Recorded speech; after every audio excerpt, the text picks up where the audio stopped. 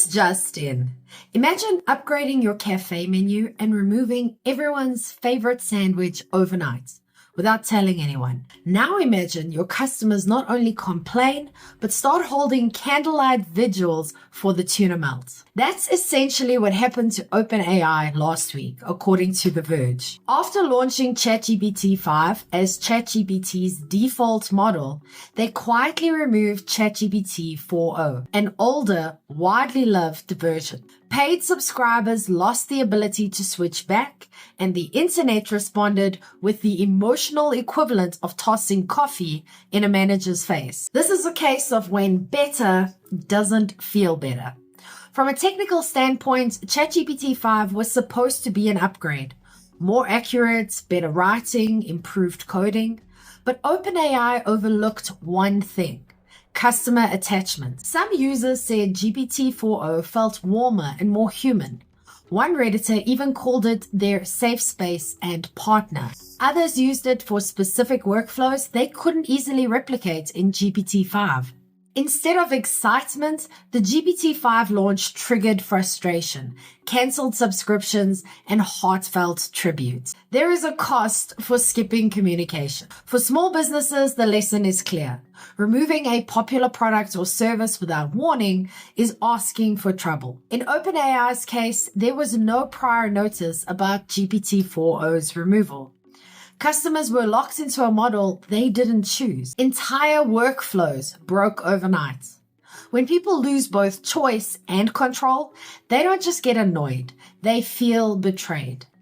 That emotional hit can cost more than the revenue dip. Here's a personal parallel.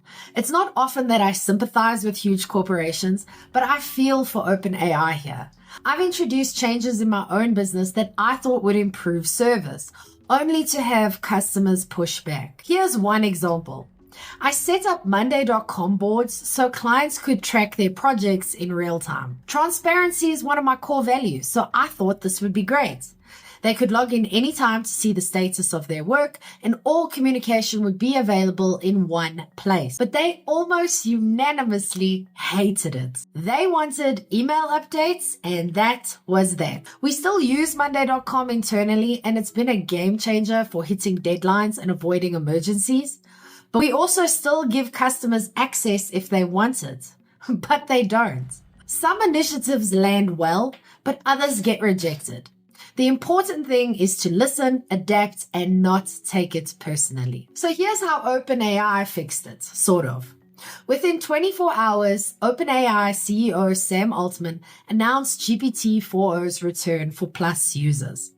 He also promised more transparency on which model is responding, increased usage limits for Plus subscribers, and improvements to GPT-5 speed and quality.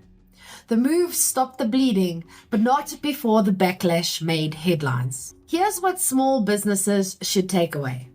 You might not be running a global AI company, but the principles apply whether you sell software, cupcakes, or consulting. Here's how to avoid an OpenAI style revolt. Number 1, give notice before changes.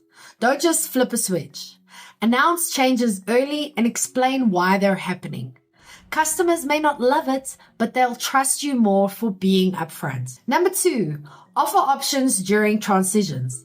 If you're replacing a service or product, give customers a grace period where they can choose either option. That shows respect for their habits and preferences. Number 3, listen to feedback, then act. OpenAI reversed its decision because the backlash was loud and clear. You don't need Reddit threads to know what's going wrong.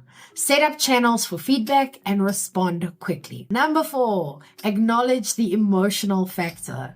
Customers form attachments, not just to what you sell, but how it makes them feel. Remove that without care, and you remove part of the relationship. Clear messaging wins in any transition.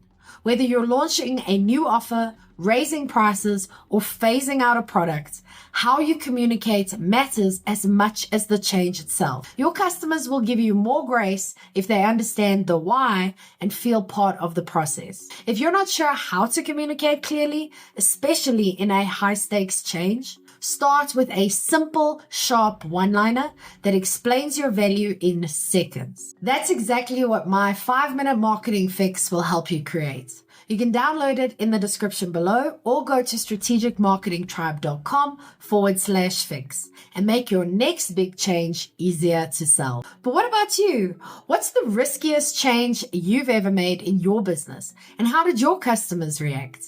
Let me know in the comments. I'm Vicky Sidler from the Strategic Marketing Tribe, and I post helpful news updates for small businesses every day.